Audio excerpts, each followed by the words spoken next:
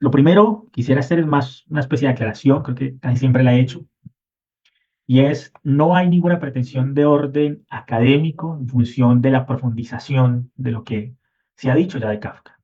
Es decir, lo que vamos a decir hoy acá no es algo novedoso sobre Kafka.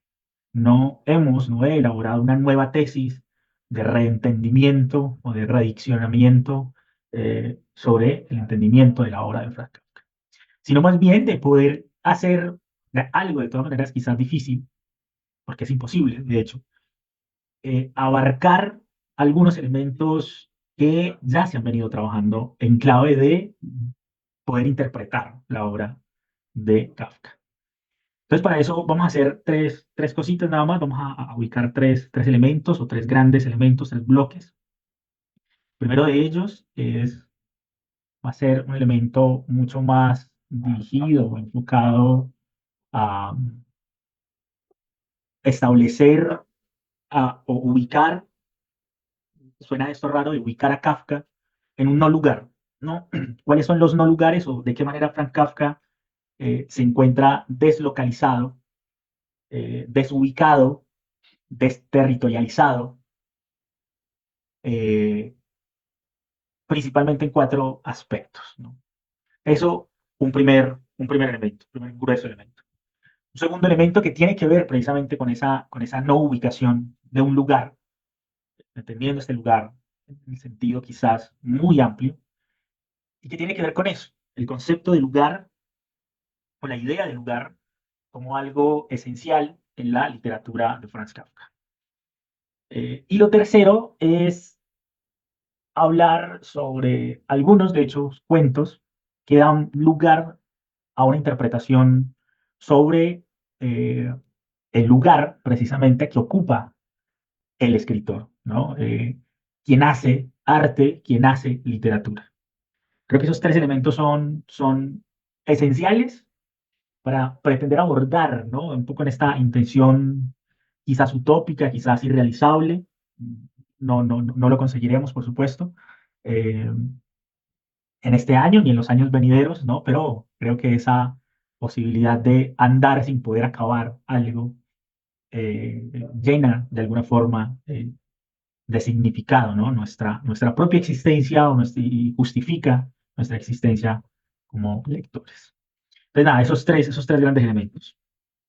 Vamos a ir agotándolos en la medida de lo posible, eh, haciendo ciertas referencias como muy generales, teniendo en cuenta un poco los tiempos. Lo primero que tendríamos que decir, ir ubicando cosas, es cuando hablamos de lugar, ¿no? Y cuando hablamos de esto, de la conmemoración de los 100 años de partida, de muerte, de desaparición física de Franz Kafka, hablamos precisamente de este siglo transcurrido, y tendríamos que decir que este siglo, ¿no?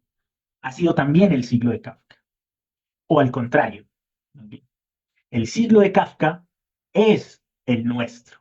Ojo, es el siglo de Kafka, no es el siglo en el que vivió Kafka, es el siglo nuestro.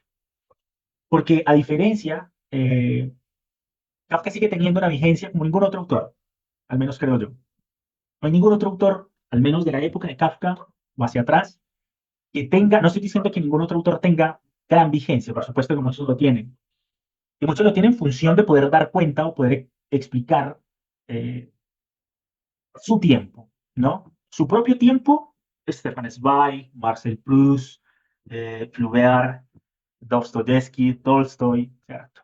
Grandes autores que pudieran explicar su tiempo y, sobre todo, un tiempo hacia atrás que le diera explicación a su propio tiempo.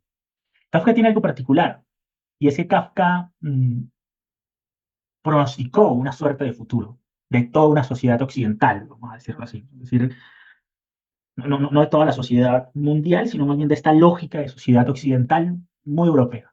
Y hoy vamos a estar muy ubicados en esta visión un poco eurocéntrica, pero servirá un poco para intentar, ¿no? Darle ciertos matices. Entonces eso, el siglo de Kafka es nuestro siglo, ¿no? Eso es lo primero. El siglo de Kafka, que vivió en principios del siglo XX, realmente es nuestro siglo, no nuestro siglo. ¿Por qué? Esa es como la intención, ¿no? La pregunta a resolver. Eh, Hoy leerlo, ¿no? Cuando leemos hoy a Kafka, nos sentimos interpelados, ¿no?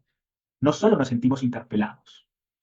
¿A qué me refiero? Es decir, cuando uno lee a Kafka, cualquiera de sus obras, cualquiera de sus cuentos o cualquiera de sus novelas, eh, nos interpela en función de nuestras propias experiencias y de nuestra reflexión que tengamos de nuestra propia sociedad.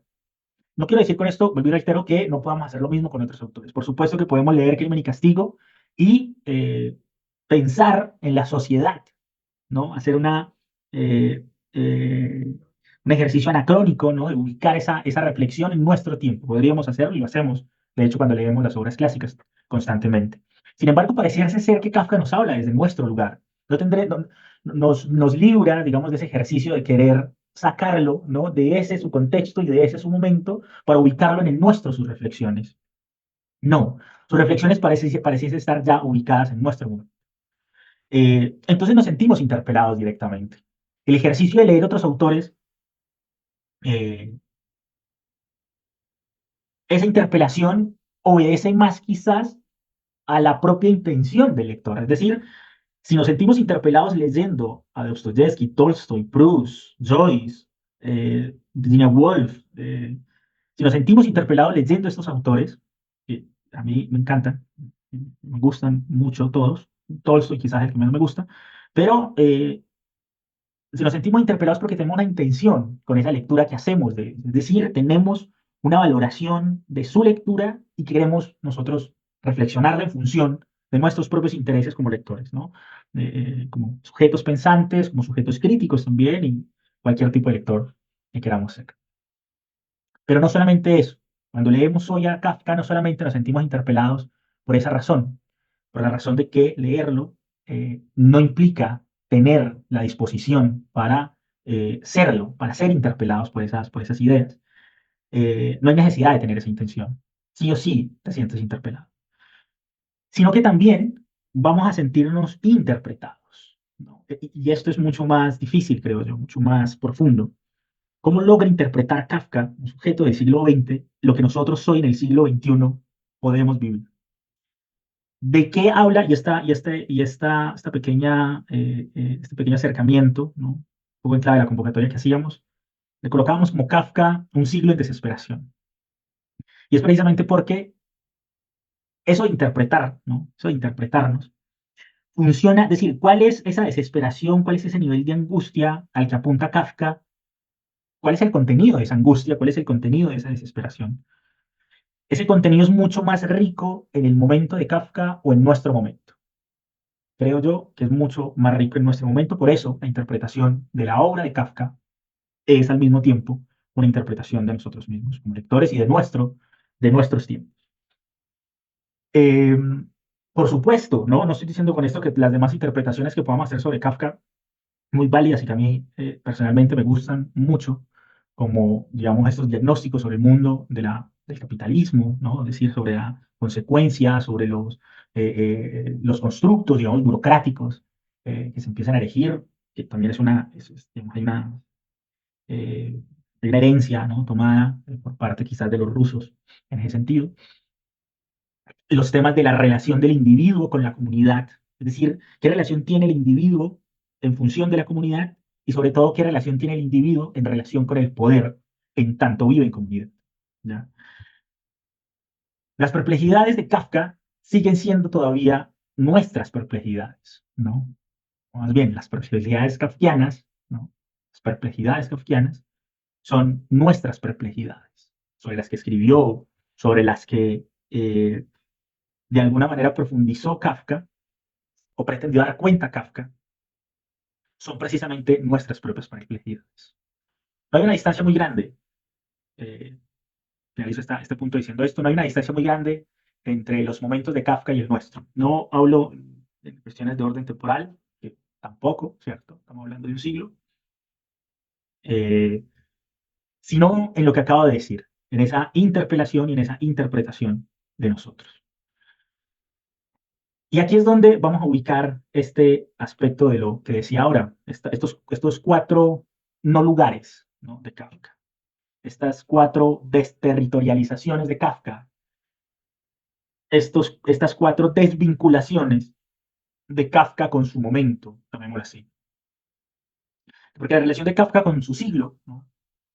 Es complicada.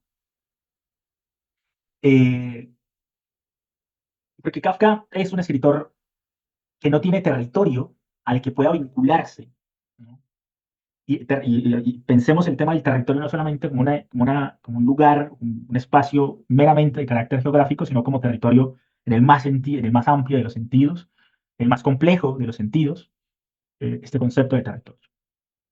No tiene una familia, Kafka, a la cual él pueda sentirse vinculado. Por supuesto que la tiene, pero vamos a ver algo un poco sobre eso, que creo que es conocimiento público, su relación con su padre, etcétera. Pero no tiene una familia, no tiene patria, y vamos a decir algo sobre esto, no tiene religión, ¿no? No tiene algo, ¿no? Que le dé una especie de seguridad de su propia existencia, llamémoslo así, ¿no? Más allá del hecho de que está vivo, ¿no? Y no sé si eso es suficiente, saber que estamos vivos es suficiente para estar seguros de nuestra existencia. Hay una, hay una distancia entre los dos elementos de estar vivos y asegurar de que existimos. Asegurar de que existimos tampoco es una cuestión de orden, de la trascendencia, de qué hacemos, de qué funcionalidad cumplimos, de qué sueños podemos realizar, en absoluto nada de ese tipo de edulcorantes, digámoslo, de nuestra eh, falta, ¿no? O vacuidad, ¿no?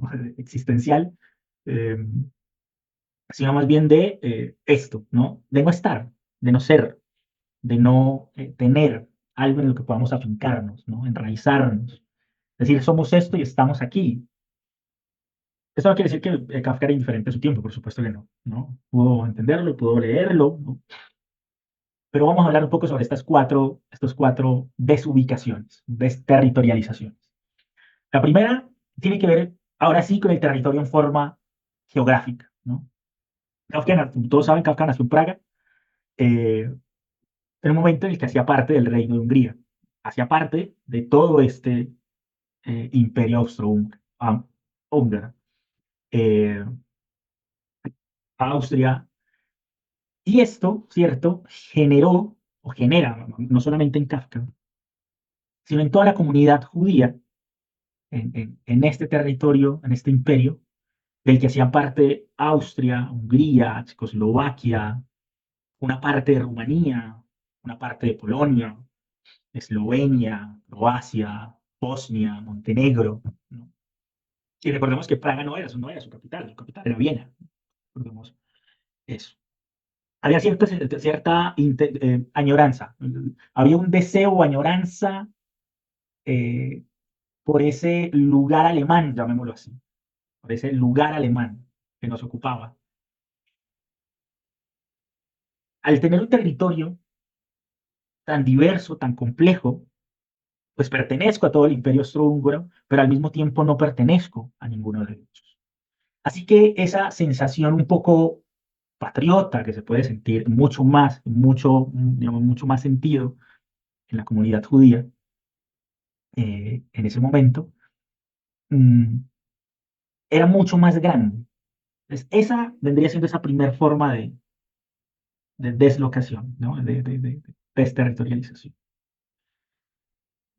La segunda, ¿no? O más bien, en esta primera incluyamos no solamente este tema eh, geográfico, sino también incluyamos el tema de la familia. Eh, por qué asegurar de ubicar la familia como en esta categoría de desterritorialización? Porque realmente Kafka no se la llevaba bien con su familia. Tenía una hermana favorita, eso sí, una hermana, de las tres hermanas que tenía, todas muertas en el holocausto eh, posterior. Tenía una hermana favorita, pero su relación, ¿no? Con su madre, quizás su relación con su madre fue la más fructífera en función de cultivar su lengua alemana, porque es su lengua, no tanto el checo, a pesar de que le decían que hablaba muy bien el checo, pero él no creía eso, decía que su checo estaba muy permeado por esa lengua precisamente alemana. Eh, entonces, esto le invita, o más bien le obliga a sentirse, ¿no?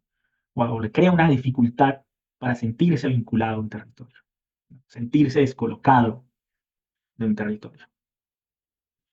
Y su relación con su familia, principalmente la más problemática con su padre, pues era problemática por quien había sido su padre, ¿no? Más allá de los juicios de moral que podamos hacer sobre la relación o quién era el papá, el padre de Kafka, sino más bien sobre quién había sido este comerciante, ¿no? Este comerciante que había sacado un negocio adelante, ¿no? Mercaderías, este hombre que había sido carnicero anteriormente, que se logró casar con una mujer con dinero, porque su esposa sí tenía dinero, y que constantemente y que totalmente le recordaba a su hijo, a Kafka, eh, cómo él había sido, cómo él había superado su propia condición, eh, cómo su existencia había sido moldeada por su esfuerzo y como una forma de reclamo hacia Kafka, ¿no? Todo esto lo pueden leer y lo pueden ver en lo que es la carta al padre, un documento que el padre, de hecho, de Kafka, al menos lo que se dice es que nunca la leyó, puesto que la mamá la interceptó antes de que pudiese llegar a manos de su padre y esta nunca se la dejó. Es una carta dura, es una carta fuerte, pero bastante reveladora. Pero que también funciona, o puede llegar a funcionar como algo más allá, ¿no? De una relación entre un padre e hijo. Segundo, tercera es desterritorialización. Por este mismo aspecto del imperio austrohúngaro, había una diversidad de la lengua, ¿no? Alemán, yiddish, de hecho, el colegio en el que estudia, la lengua que se practica, que se habla es el yiddish, es una especie de mezcla entre alemán y hebreo. Kafka nunca escribió, nunca habló hebreo, intentó aprenderlo al final de su vida, pero no lo hablaba. Checo, ¿no? Obviamente propia comunidad judía en Alemania, y esta ya decía ahora que hablaba alemán, también hablaba checo, padre, y porque el checo era la lengua, digamos, como más propia, ¿no? De los judíos en ese lugar determinado. Entonces, esta diversidad también de lenguas, ¿no? Hace que la lengua se convierta en ese no lugar también, a pesar de que su obra haya sido escrita, en efecto, en la lengua alemana. La tercera tiene que ver con la religión. Eh, Kafka era creyente, ¿no? En el judaísmo, se educó en él. eh, Sin embargo, en Praga eran cristianos principalmente, ¿no? Eran cristianos principalmente. Nació en el barrio antiguo del judío de Praga, pues se mudan al centro, ¿no? Comunidad cristiana que era mayor. Cuando se reconstruyó el barrio antiguo, el barrio judío, volvieron, ¿no? A ser parte de este nuevo lugar, ¿no? Para vivir la familia, toda la familia de acá. Cuando se vuelve a construir, esas antiguas sinagogas ya no estaban. Eh, entonces, este sentimiento, ¿no? de pertenencia a una religión era muy relativo, a pesar un poco de su educación. Eh, entonces, nos vamos dando cuenta, es un hombre, es un individuo que no tiene dónde ubicarse, dónde asirse, ¿no? Donde eh, no tiene una especie, no tiene tierra firme, digamos, bajo sus pies. Eh, y la cuarta deslocación, desubicación, tiene que ver con la literatura en específico, ¿no?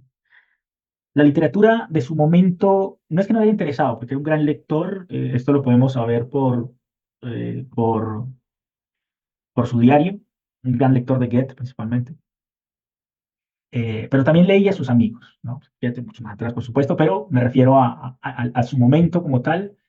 Leía a sus amigos, por supuesto, por cariño, por amor, eh, que les tenía. Leía a Max Brod, su gran amigo, el gran amigo traidor, gracias, su gran amigo traidor, por cierto, que, eh, que de hecho gozaba, ¿no? De un reconocimiento mucho más amplio que el que gozaba Kafka. De hecho, Kafka no tuvo ningún tipo de reconocimiento más allá de algunos que sí reconocían en él un escritor con cierta genialidad que se escapaba quizá a la comprensión de muchos en ese momento. De hecho, solamente hizo una sola lectura pública. Kafka en su momento la hizo en Múnich, eh, en Múnich, eh, en una especie de sala de arte, una exposición de arte. La única lectura que hizo fue la del cuento de la colonia penitenciaria. Es un cuento raro de él, es un cuento raro, pero tiene ya, por supuesto, esto de lo que quizás vamos a hablar hoy. Digo raro porque no es muy propio de Kafka llevar, digamos, al extremo acciones como tan fuertes, algo así, ¿no? Porque el cuento tiene que ver con un sujeto al que lo condena a una penitenciaria y se utiliza en él una especie de máquina de tortura eh, bastante grotesca, y es muy descriptivo en ese sentido, y no es muy dado que Kafka, al menos en el resto de su obra, lo haga, ¿no? Por eso lo digo. Fue la única lectura que hizo en público. Entonces también estaba desterritorializado, ¿no? Desubicado con la propia literatura de su momento, ¿no? Reconocía algunos de Zweig, uno de ellos, por supuesto, que está por ahí, de hecho, al lado de Kafka, sus cuentos completos. Eh, en Zweig reconocía un cierto talento, un talento también del Imperio Austrohúngaro, de esta parte de Austria, eh, en quien reconocía cierto talento, ¿no? O cierta valoración del mundo bajo un cristal particular. Eso sí, leía, ¿no? A Goethe, ya decía yo, adoraba a Flaubert, más por una cuestión de la forma, una cuestión de la disciplina, una cuestión de la escritura como oficio, ¿no? Porque Kafka era muy obsesivo con el hecho de escribir, decía que para lo único que su existencia servía era precisamente para eso.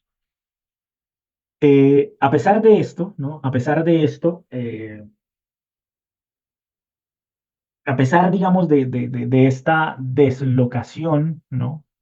O precisamente fruto de esto, la obra de Kafka es fruto de su propio genio, más que las circunstancias de su contexto. Eso es raro, lo sé.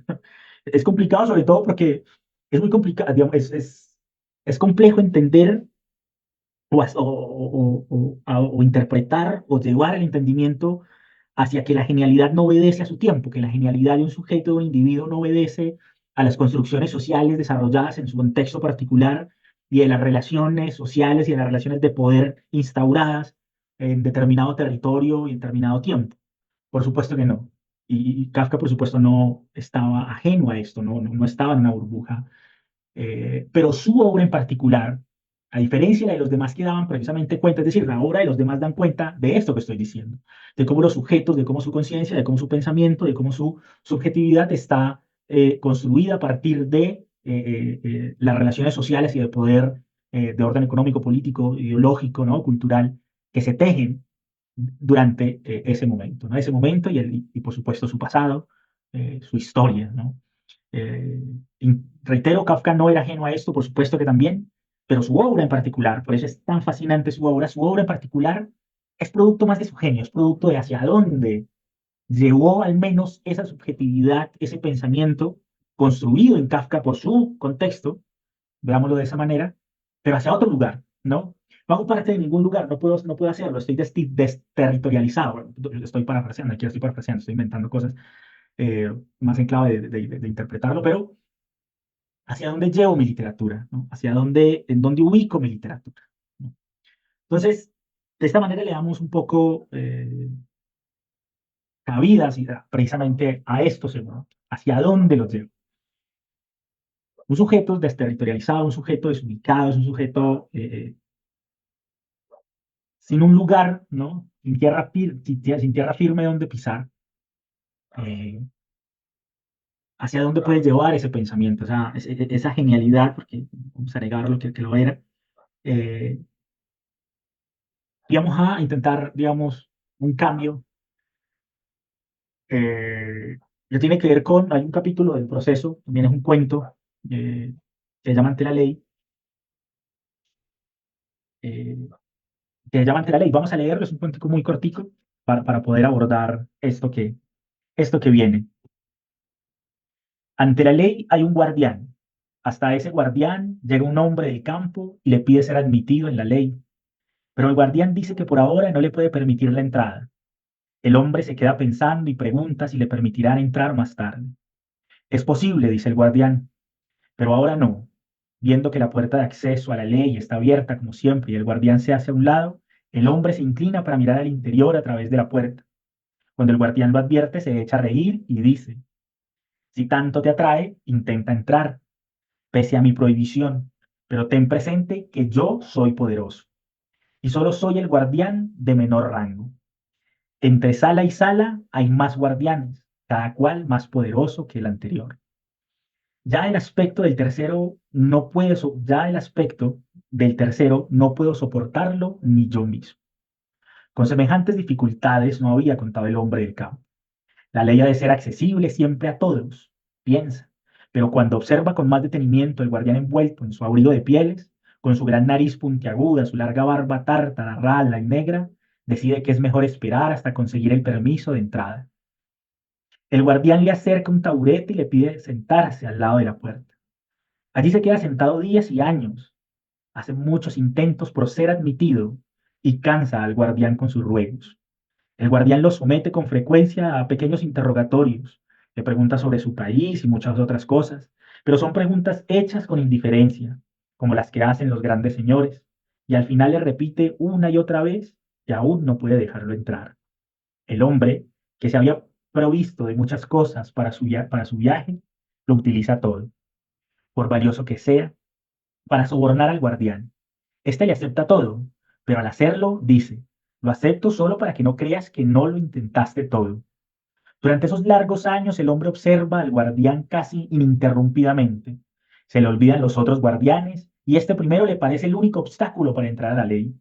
Durante los primeros años maldice el lamentable azar en voz alta y sin mirar y sin miramientos. Más tarde, a medida que envejece, ya solo farfullando para sus adentros, se comporta como un niño y como al estudiar al guardián durante tantos años ha llegado a conocer incluso a las pulgas del cuello de su abrigo de piel, también pide a las pulgas que lo ayuden y hagan cambiar de opinión al guardián. Por último, se le debilita la vista y ya no sabe si la oscuridad reina de verdad a su alrededor o solo son sus ojos que lo engañan. Pero entonces advierte en medio de la oscuridad un resplandor que, inextinguible, sale por la puerta de la ley. Le queda poco tiempo de vida. Antes de su muerte se le acumulan en la cabeza todas las experiencias vividas, aquel tiempo, hasta concretarse en una pregunta que todavía no le había hecho el guardián. Le indica por señas que se acerque, pues ya no puede incorporar su rígido cuerpo. El guardián tiene que inclinarse profundamente hacia él, porque la diferencia de tamaño entre ambos ha variado muy en detrimento del hombre. ¿Qué más quieres saber ahora? Pregunta el guardián. Eres insaciable. Todos aspiran a entrar en la ley, dice el hombre. ¿Cómo es que en tantos años nadie más que yo ha solicitado entrar? El guardián advierte que el hombre se aproxima ya a su fin, y para llegar aún a su desfalleciente oído le ruge. Nadie más podía conseguir aquí el permiso, pues esta entrada solo estaba destinada a ti. Ahora me iré y la cerraré. Es el pequeño cuento de Kafka, pero que encierra terrible, ¿no? Terrible parábola. Y vamos a intentar dar cuenta un poco de esto. Entonces, ya ubicamos esto de hacia dónde llevar, ¿no? Esta genialidad de Kafka, si no ha pretendido dar cuenta de su momento. O sí, pero no solamente eso. Eh,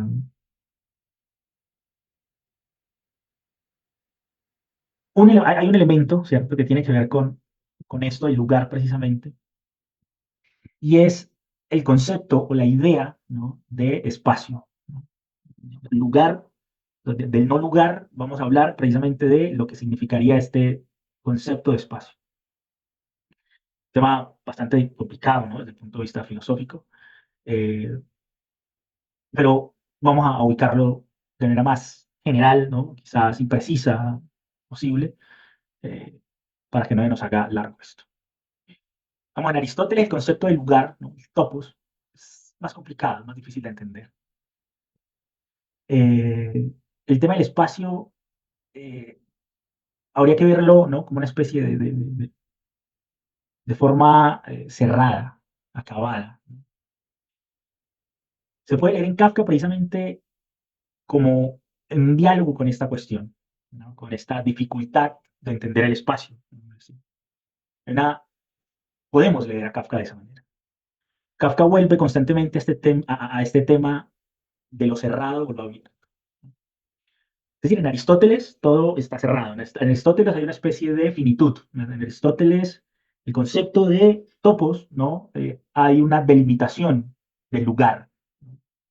El lugar no existe una posibilidad de más allá del lugar. ¿Ya? Por tanto, el espacio es cerrado. Este diálogo que establece Kafka en su obra con este concepto de espacio, con esta idea de espacio de lo cerrado y lo abierto, eh, pues nos pone, digamos, en función de reflexionarlo en ese sentido. Eh, el tema del espacio es un tema revelador. O sea, pensémoslo así.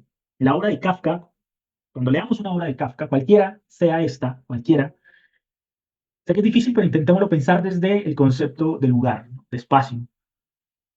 Y con la intención de que revele algo, ¿no? Pero no es una revelación desde el punto de vista simbólico, por supuesto que no lo es. No hay simbolismo allí. Simplemente analizarlo desde la idea de espacio, que revela, ¿no? Que revela. Y es justamente el centro, ¿no? De esta parábola que contiene el cuento que ahora se leyó. Lo decíamos, lo tiene el médico rural también, es otro de los cuentos publicados en 1920, si no estoy mal, y lo retoma, ¿no? En la novela publicada posteriormente, o póstumamente, el proceso, que es la novela que tenemos para este mes, en su capítulo final, donde este tema se convierte en algo esencial. Entonces, vamos a hacer una introducción general, pues, que enmarca esto. Nosotros venimos, ¿no? De momentos decisivos, un momento decisivo. ¿Por qué? Porque se rompe, digamos, esta suerte de cosmos, ¿no? Que decía yo más arriba, esta suerte de idea aristotélica de lo cerrado, esta suerte de forma definida, ¿no? Se rompe la forma definida. Es una forma definida en Aristóteles. Ese motor, ¿no? Contenido allí mismo está inmóvil. Ya no hay movimiento, ¿no? en este espacio. Si no hay movimiento es porque esta forma que ya está definida es porque ya está completa, ya hay una forma, ya está todo formado. Eh, Dante, ¿no? También en su obra, la Divina Comedia, ¿no? También las consecuencias de esta forma, ¿no? Acabada, definida, pues lo que podemos nosotros leer e interpretar. Eh, Esta gran idea, ¿no? Que es una idea que sustenta, ¿no? El propio espíritu europeo, la rompe, digamos, el nuevo espacio moderno. Esta vieja historia que sustenta de alguna manera el espíritu europeo, porque se erige la gran sociedad europea que ha reflexionado y que ha pensado en un sentido muy filosófico, viene a ser reemplazada o sea, está rota por consecuencia de un espacio moderno, ¿no? Espacio moderno, por supuesto, consecuencia, ¿no? De la revolución científica, industrial, ¿no? De términos, no sé, marxistas, de la confrontación, de lucha de clases, de la superación de relaciones de producción, instauración de nuevas relaciones sociales, etcétera, etcétera. Y en ese lugar nosotros navegamos, ¿no? En ese lugar que se rompe, en este cosmos que se rompe, estamos navegando. Y estamos navegando en un espacio que es abierto ya. Ya no es un espacio cerrado. Eso es lo primero. Pues ya no estamos en ese espacio cerrado, no este concepto de espacio ya no es un espacio acabado, ya no es un espacio que está formado, sino todo lo contrario, es un espacio que está abierto y constantemente cambiando. Esto, ojo, estoy hablando desde el punto de vista del pensamiento, un poco de vista desde lo filosófico, no desde alguna valoración de carácter histórico, desde una valoración de cualquier otro tipo. En este espacio no puede haber lugares cerrados, entonces, ¿cierto? Es decir, no existe la posibilidad de espacios cerrados. Eh, pero sí hay límites, digámoslo así, ¿no? Podemos llegar a un límite de este espacio, ¿no? De los espacios, de los diferentes espacios.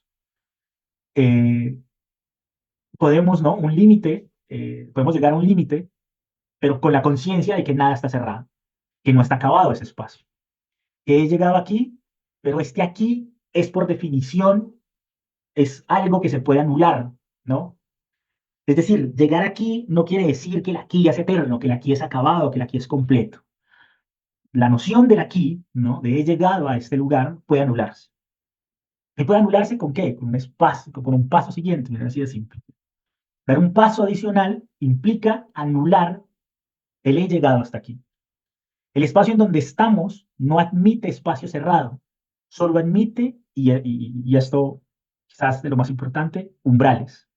Solo admite este paso entre un lugar y otro, llamémoslo así, ¿no? Umbrales que separan algo, que permite dar un paso. Pensémoslo como un muro con una puerta, ¿no? Hay un muro, es un límite, pareciese ser un espacio cerrado, pero recordemos que ese espacio en el que vivimos ahora no es un espacio que admite lugares cerrados. Por lo tanto, tiene que tener una puerta. Y esa puerta tiene un umbral que te permite cruzar de un lado a otro. Yo cruzo el umbral, ¿no? Yo puedo cruzar el umbral o yo salgo del umbral, una especie de paso entre la luz y la oscuridad, ¿no? Recordemos ese gran inicio del cuento de la condena, en la que él, ubicándose en un espacio precisamente, y mirando por la ventana, hay una, hay una diferenciación entre la luz y la oscuridad puesta allí. Esa sombra, ¿no? Esa sombra, el umbral, llamémoslo así, que no es luz, pero tampoco es oscuridad, ¿no? En los dos lugares.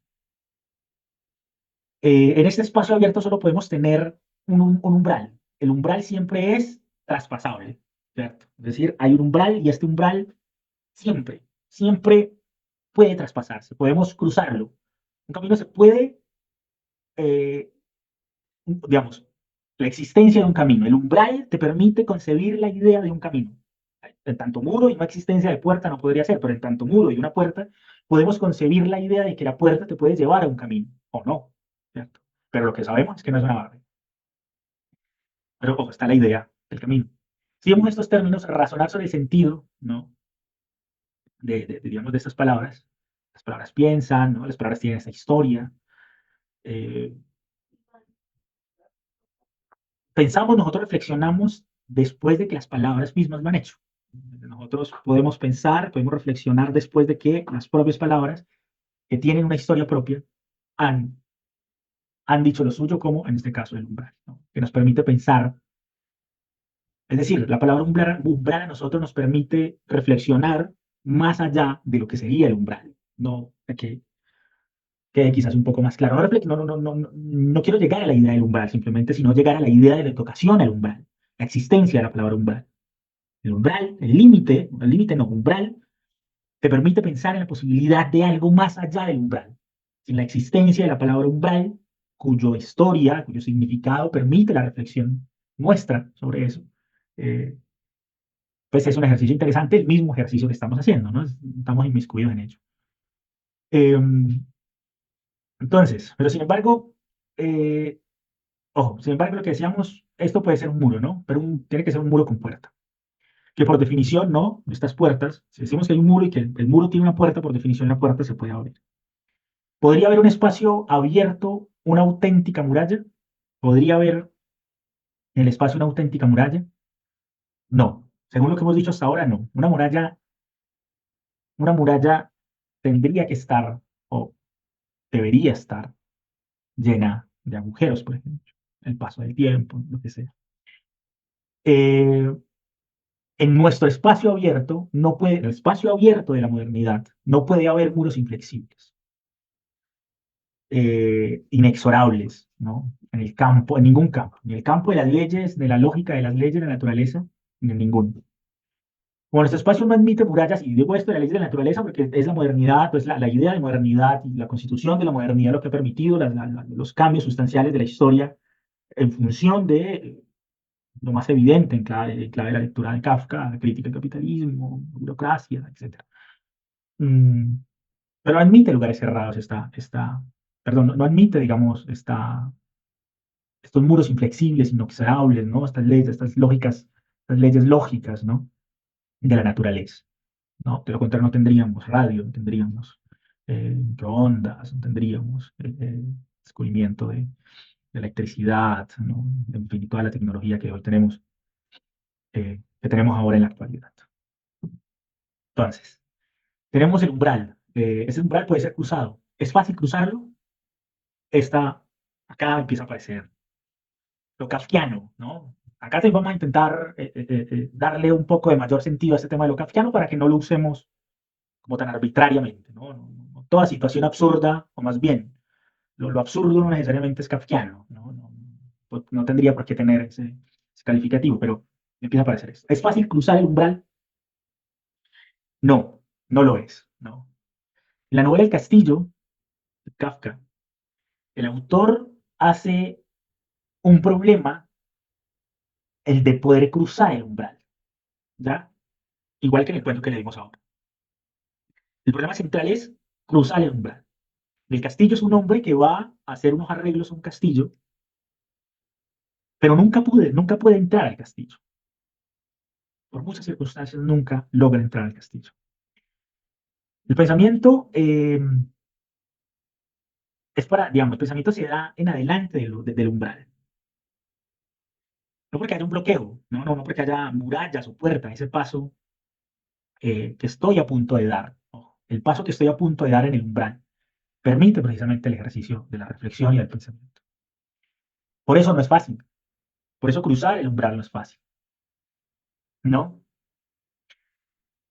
¿Qué extraordinario conjunto de eventos permitirían que yo dé ese paso, que se permita dar ese paso? Eh, ¿Qué me espera? ¿No? Son los cuestionamientos. ¿Qué me espera más allá del umbral? ¿Hacia dónde voy después del umbral? Si hay un espacio acabado, si hay un espacio formado, si hay un espacio definido, el hacia dónde voy, qué me espera, no tiene mucho sentido. Sin embargo, cuando el espacio es abierto y hay umbrales, no solamente un umbral, quizás un umbral para cada uno de nosotros, como en el cuento. En un espacio cerrado todo estaba dicho, ¿no? El movimiento tenía una causa final, es decir, movernos, desplazarnos, el movimiento, el pensamiento, la reflexión propia tenía quizás una causa final. El espacio abierto moderno no la tiene, porque existen esos cuestionamientos, ¿no? ¿Qué me espera más allá? ¿Hacia dónde voy?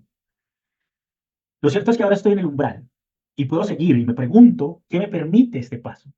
¿Hacia dónde me lleva este paso?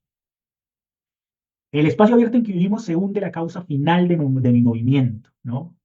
En el espacio abierto en que vivimos se hunde la causa final de mi movimiento. No hay causa final. No podemos tener certeza de una causa final. No es posible un espacio abierto lleno de umbrales en el que nos estamos constantemente preguntando qué hay más allá del umbral, qué me espera más allá del umbral, hacia dónde voy después del umbral, que dicha causa final ni siquiera es concebible, ¿cierto? Ni siquiera podríamos nosotros pensar en una causa final. Si el umbral es un umbral, eh, dicho umbral es exclusivamente para mí, ¿no? También lo será para el otro del que está al otro lado. Es decir, si hay un umbral que es para mí, no es exclusivo, porque si yo tengo el umbral al cual pasar, implica necesariamente que ese umbral desea, o sea, me ha dicho, si el umbral me permite pasar de un lugar a otro, de un espacio a otro, también es posible que nos preguntemos, o pensemos por lo menos, de que haya alguien que también quiera cruzar el umbral en la otra dirección. Si avanzo, ¿con qué me encuentro? ¿No? Mi caminar no tiene fin. ¿No? Esta es la primera dimensión de la angustia kafkiana. Entonces, para que lo pensemos. Esta es la primera dimensión de la angustia kafkiana. Existe un umbral para mí, pero entonces también existe para los del otro lado. Para mí y para él, la gran pregunta es si avanzo, ¿con qué me encuentro? Esa pregunta sobre el qué me encuentro implica, por lo menos, asegurar algo, y es que mi caminar no tiene fin, producto un poco de la duda, ¿no? Un poco de la incertidumbre provocada por ese umbral. ¿A quién encontraré el otro? Perdón, ¿a quién encontraré del otro lado? ¿Quién vendrá hacia mí? ¿Qué peligros me esperan? Esto segundo esto es la segunda dimensión de la angustia kafkiana, ¿no? ¿Con quién me encontraré? ¿A quién me encontraré del otro lado? ¿Quién vendrá hacia mí? ¿Qué peligros me esperan si doy ese paso? Recordemos el cuento que acabamos de leer del campesino, ¿cierto? Que espera ser autorizado para poder cruzar esa puerta. Al otro lado de ese umbral abierto estarán los bárbaros, por ejemplo. Y cuando digo esto, lo digo un poco en el sentido, hay una novela de un escritor italiano, Dino Buzzati, que se llama Esperando a los, perdón, tártaros, Esperando a los tártaros, eh, que después, ¿no? Que tiene que ver con este tema de la espera, que tiene que ver con esta especie, con esta cuestión del espacio, pero principalmente de la espera. Coetzee después también escribe algo muy parecido sobre los bárbaros. No solamente cómo avanzo, no solamente hacia dónde voy, también es quién vendrá hacia mí, quién se moverá contra mí. Ahí se encuentra resumida las dos dimensiones de la angustia kafkiana. ¿Cómo avanzo? ¿Hacia dónde voy? Es la primera dimensión de la angustia, de la desesperación kafkiana. ¿Quién vendrá hacia mí? ¿Quién se moverá contra mí? Es esa segunda dimensión kafkiana, de la desesperación, de la angustia kafkiana. Entonces el umbral es doble, ¿no? El umbral es doble. Tiene dos caras. Y donde hay dos, ¿no? Eh, la raíz es la misma que puede producir, digamos, el miedo. Es decir, la existencia del miedo, producto de lo que si hay dos, ¿qué pasa? Si hay dos, es posible el conflicto. Si hay dos, es posible la batalla. Si es dos, es posible la confrontación, es posible la lucha. Pero si hay un tercero, es distinto, ¿no? También puede haber lucha, también puede haber confrontación, también puede haber disputa. Pero si hay un tercero, no solamente es la única posibilidad. Si hay un tercero, eh, puede poner de acuerdo a los dos, por ejemplo. La gran pregunta es dónde está, ¿no? Si el umbral es doble, ¿dónde está? ¿De qué lado está del umbral? O si está en otra dimensión posible de eso. En esto consiste el peligro del umbral. Eh, Inevitablemente pensamos en ello, ¿no? Podemos transformar ese umbral. Es inevitable que podamos pensar en qué. Me escondo, por ejemplo. Es mejor que nos escondamos, es mejor escondernos. Es mejor no cuestionarnos sobre el que vendrá después del umbral, es mejor preguntarnos sobre lo que viene hacia nosotros. ¿No sería mejor escondernos? ¿No? Pero es imposible esta defensa, ¿no? No podemos. No podemos no estar en el umbral, por lo menos. Al umbral hemos llegado. Ya no hay nada que hacer. Al umbral llegamos todos. La decisión de cruzarlo, no, bueno, eso es otra cosa. Ahí asiste lo kafkiano. Pero no podemos nosotros escondernos, ¿no? Pero la idea de escondernos, esa esperanza, ese refugio, esa sí existe. La idea de esperanza, de refugio, está. No, no es posible, pero está en la idea. Entonces, esto, ¿a qué nos lleva? ¿No? Y esto lo fusionamos un poco con el propio título del, del cuento. Este problema, ¿no? Estos problemas sobre la articulación del espacio, que tiene que ver con el umbral, todos estos problemas nos asaltan y afrontamos el tema de la ley.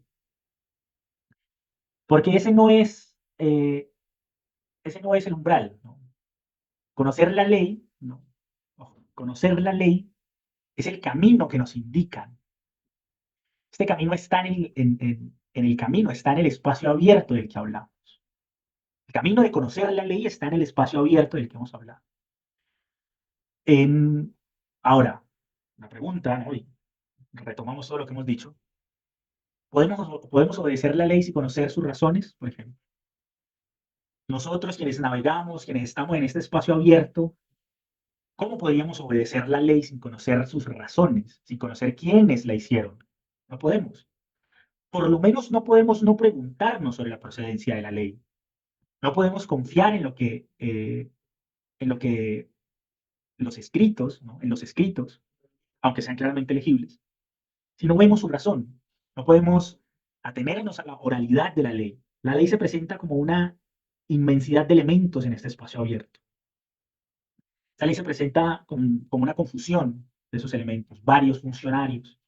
¿Hay una razón para la ley? Los mandamos hasta ahí, las órdenes están ahí, las voces están ahí. Pero ¿quiénes son? ¿Quiénes son esos mandos? ¿Qué son esas órdenes? ¿De quiénes son esas voces?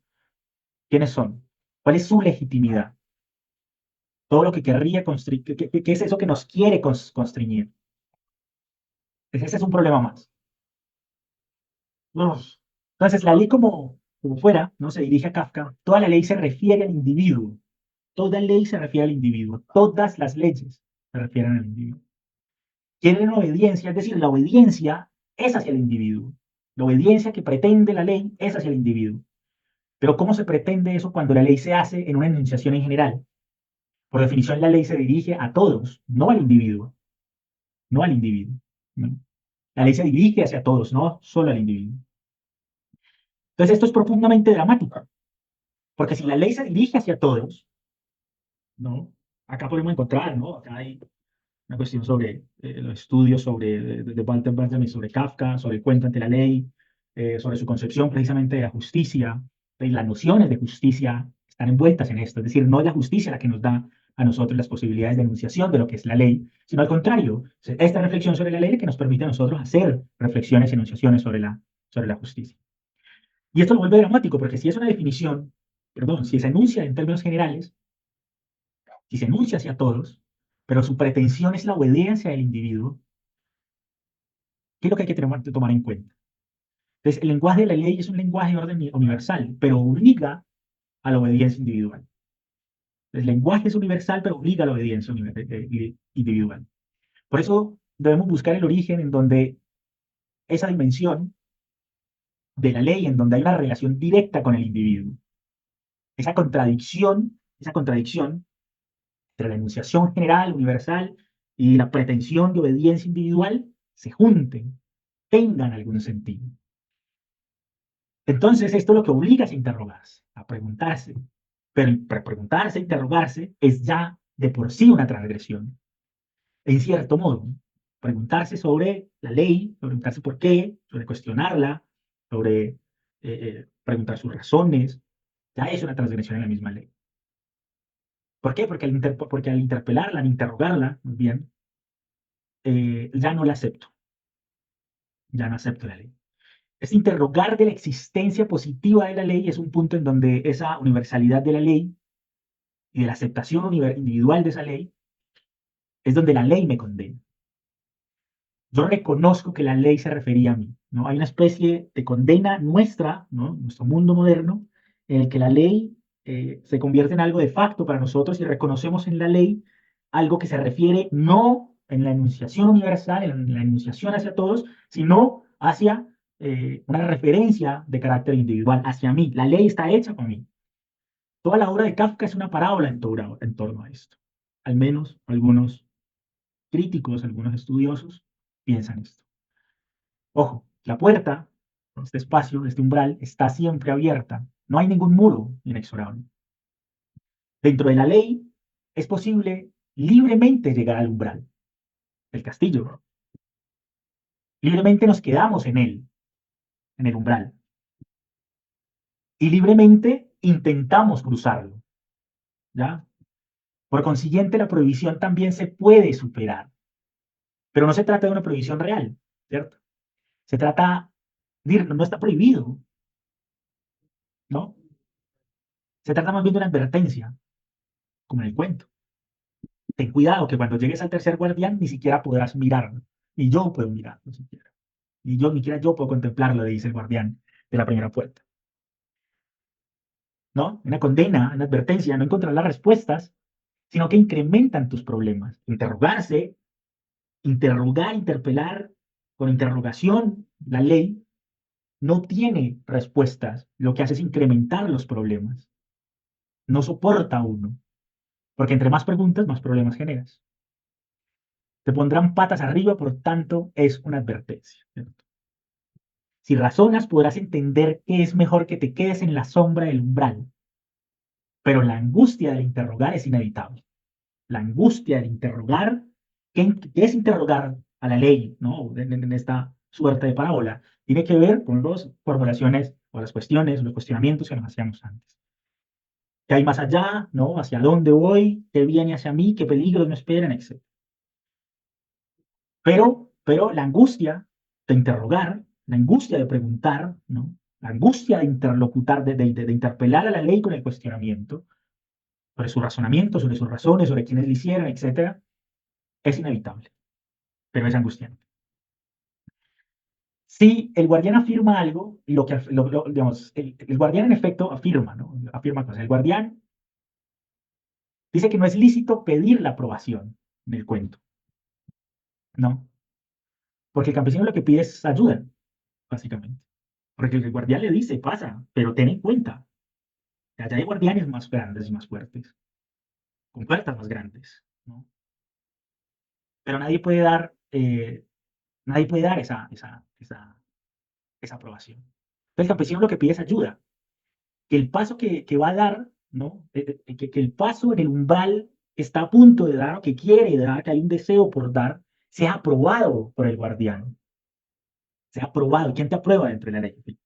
Pero nadie puede dar esa aprobación, ni siquiera la ley, nadie puede dar esa aprobación. Tal como ha llegado libremente hasta aquí, ¿no? Dice Kafka, piensa Kafka, reflexiona Kafka, tal como hemos llegado libremente hasta aquí, pero nadie le ayuda, nadie facilita ese movimiento. Tú eres el único responsable, tú eres el único que puede delirar, es decir, pasar al otro lado. Es el único que puede hacer, no puede existir aprobación de esto. Pero el campesino invoca el permiso y ruega durante toda su vida en vano, algo que no se le puede conceder. Destino tremendo el de ser libres, ¿no? Destino tremendo el de ser libres. En eso consistiría ese destino, o sea, incluso en esa suerte de interpretación quizás sartriana, donde estamos condenados a la libertad, pero no vamos a entrar allá, porque ya creo que me extendió mucho esto. Eh, Esa es la interpretación de Kafka, ¿no? Es un destino tremendo el de ser libres, no hay engaño, no puede haberlo, no se te puede engañar. Esa es la interpretación de Kafka. Por eso es angustiante, por eso es desesperante, ¿no? ¿Hay, ¿Hay algún indicio de que el guardián sepa algo sobre la ley? No, ¿cierto? Es simplemente un guardián. Hay que descartar que sepa algo. Ni siquiera ve la luz que arde en las puertas. Mira al hombre y no sabe nada, ni el campesino, ni de lo que hay ahí dentro. Lo que sabe el campesino es lo que él quizás le ha dicho, le ha contado, ¿no? Lo que él dice, sobre todo sobre su país. Lo único que sabe es, esto es fundamental, esta puerta es para ese campesino, eso es lo que sabe. La puerta es para el campesino exclusivamente, para este hombre del campo. Cada uno va solo ante la ley. Cada uno va solo ante la ley. La ley, a pesar de estar enunciada en términos generales o hacia todos, cada uno va solo ante la ley. Porque la pregunta fundamental para descubrir es dónde la universalidad de la ley coincide con nuestro propio individuo, con el nombre propio del individuo. Esta es mi ley. Esta ley se refiere a mí. Ahí se llevaría a cabo el cruce del umbral. Cuando encontremos, ¿no? Esa respuesta en donde la universalidad de la ley coincide con el nombre propio del individuo, es cuando logramos cruzar el umbral. Esta puerta solo tiene que ver conmigo. Pero el campesino malinterpreta al guardián. Un día de su vida podrá entrar, un día de su vida, a lo largo de toda su vida, no puedes conocer la ley. Y sin embargo, no puede dejar de interrogarse. Puedes intentar dejar de querer recibir ayuda. No puede dejar de querer, ¿no? De intentar recibir esa ayuda. No podemos interpretar de manera inocente los personajes de Kafka, porque todos piden ayuda. Todos los personajes de Kafka piden ayuda, piden permiso. Pensemos en el cuento la condena, en la que el protagonista está constantemente como pidiéndose permiso a sí mismo, después a su esposa, o sea, de escribirle la carta a su amigo, pero su principal, esa necesidad de permiso, de ayuda, pareciese que tendría que venir del padre, en la que le pide, le habla sobre esta carta, sobre su amigo, una especie de aprobación necesaria. Intentan que se les ayude, son ilusos, porque no hay un día en su vida que entren al castillo o conozcan la ley. Se vive a la sombra del umbral, se puede precipitar, caer y ver el fallo en tu camino. Puedes cruzar ese umbral o quedarte ahí. Puedes elegir quedarte, pero tampoco nadie te autoriza a cruzarlo. Abandonar toda esperanza pensando que un guardián los dejará pasar. Es decir, toda nuestra esperanza está puesta en que un guardián, una suerte de guardián nos deje pasar, que sea cómplice de nuestro andar, ¿no? De nuestro caminar, de nuestra navegación en este espacio abierto. No tendremos ninguna guía, no hay medicina que los cure de preguntar o interrogar. Es como nuestra condena, ¿ya? No hay otra ley sino la de interrogar. La ley solo existe en nuestro cuestionamiento. La ley coincide con lo corriente que es su vida, siempre lejana de la respuesta. Lo imposible de lo posible. Puerta abierta. La obra refleja la imposibilidad de lo posible. Toda la obra de Kafka refleja la imposibilidad de lo que es posible, porque es posible cruzar el umbral, porque es posible que el campesino cruce esa puerta, porque el guardián no lo detiene, porque es posible que ante el cuestionamiento de qué nos espera allá, pues podamos averiguar qué nos espera más allá del umbral. Pero al mismo tiempo la obra de Kafka refleja que eso que es posible tiene una imposibilidad. Y es precisamente las interrogaciones, los cuestionamientos, que al mismo tiempo constituyen la angustia kafkiana, en lo que consiste realmente lo kafkiano. Por eso lo que, abstrayendo, digamos, esto que estoy diciendo, llega a constituirse en una situación absurda, le llamamos, ¿no? Una situación kafkiana, viví una situación kafkiana, etc. Listo. Alcanzamos a abordar dos elementos, creo que lo voy a dejar allí. El otro elemento lo vamos a dejar para después, para las sesiones, que tiene que ver más con esta suerte de el lugar, ¿no? Otra vez vuelve el espacio, eh, que ocupa el escritor, que ocupa el autor, que ocupa el artista, reflejado en cuentos como La Condena, cuentos como El Artista del Hambre. Nada, solamente estas dos cosas, simplemente cierro con esto. Eh, nada, invitarlos a leer, pero nadie sabe, ¿no?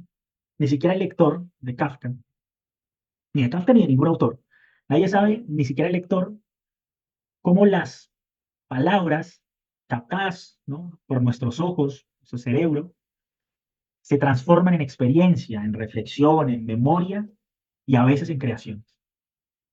No es posible saberlo, hay una especie de umbral allí. Conocer a Kafka quizás, ¿no? Sobre la luz de esta reflexión, sea precisamente asistir a la angustia que nos causa leer y leer cada vez más. Cuando inicié a leer no sabía la cantidad de escritores que me iban a llegar a gustar en mi vida o que me iban a interesar leer en mi vida. La angustia principal hoy en mi vida es que sé que no tengo el tiempo suficiente, que mi vida no me va a alcanzar para leer todo lo que quisiera hacer. ¿Cuántos escritores hay? ¿Cuántas novelas y cuentos podrán despertar en mí cualquier emoción o experiencia? Y que nunca podré conocer. En eso consiste mi angustia. Tengo mi propio mundo kafkiana, tengo mi propio espacio abierto,